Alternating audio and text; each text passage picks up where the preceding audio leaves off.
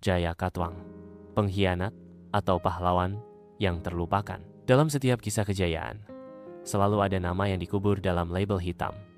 Pengkhianat, pemberontak, perusak tatanan. Tapi, bagaimana jika kebenaran yang kita tahu hanyalah separuh? Bagaimana jika pengkhianat itu sebenarnya adalah pahlawan yang dikalahkan oleh sejarah? Inilah kisah Jaya Katuang, penguasa dari Gelang-Gelang, yang dikenal karena menggulingkan Raja Kertanegara dan menjatuhkan Singasari. Tapi, benarkah ia hanya seorang pengkhianat? Jaya Katuang bukan orang biasa. Ia adalah keturunan langsung dari raja-raja kerajaan Kadiri, kerajaan besar yang pernah berjaya sebelum dikalahkan oleh Ken Arok, pendiri Singasari. Baginya, Singasari bukan sekadar penguasa, tapi musuh sejarah yang telah merebut tanah leluhurnya. Sementara itu, di Singasari, Raja Kertanegara sedang berada di puncak ambisinya. Ia memperluas wilayah kekuasaan hingga seberang lautan, mengirim ekspedisi Pamalayu ke Sumatera, menantang kekuasaan Mongol, dan bermimpi membangun Imperium Nusantara. Tapi di balik ambisi itu, tanah Jawa mulai dilupakan, pajak naik, daerah-daerah mulai merasa terabaikan. Dan Jaya Katuang tahu, ini adalah saatnya. Tahun 1292,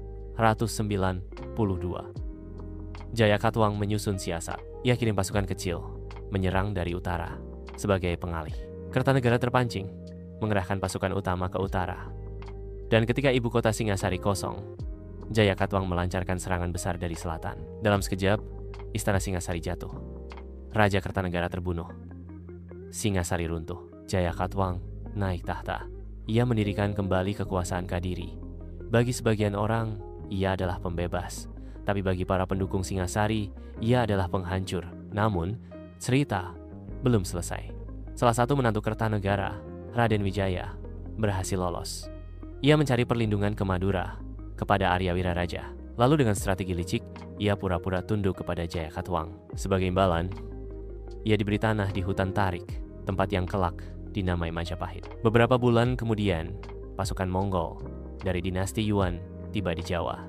Mereka datang untuk menghukum Kertanegara karena telah mempermalukan utusan Kubilai Khan, tapi Kertanegara sudah mati, dibunuh oleh Jaya Katuang. Raden Wijaya menawarkan kerjasama kepada pasukan Mongol untuk menggulingkan Jaya Katuang. Dan lagi-lagi, Jaya Katuang tidak siap. Kerajaan Kadiri diserbu dari dua arah. Ia ditangkap, dibunuh, dan kekuasaannya lenyap. Raden Wijaya kemudian mengusir Mongol dan mendirikan kerajaan Majapahit, kerajaan terbesar yang pernah ada di Nusantara.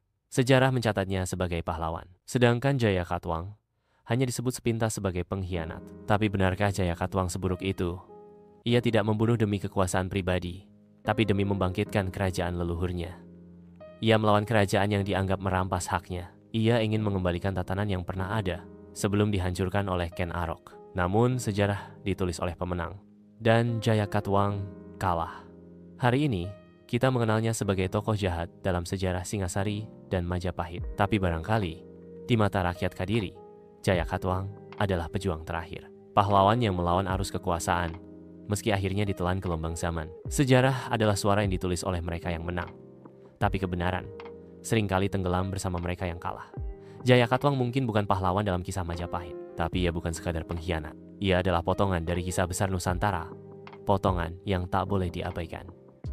Dalam darahnya mengalir warisan Kadiri. Dalam tindakannya tersimpan perjuangan yang barangkali terlalu dini atau terlalu berani. Hari ini, nama Jaya Katuang hanya terukir samar di naskah-naskah kuno.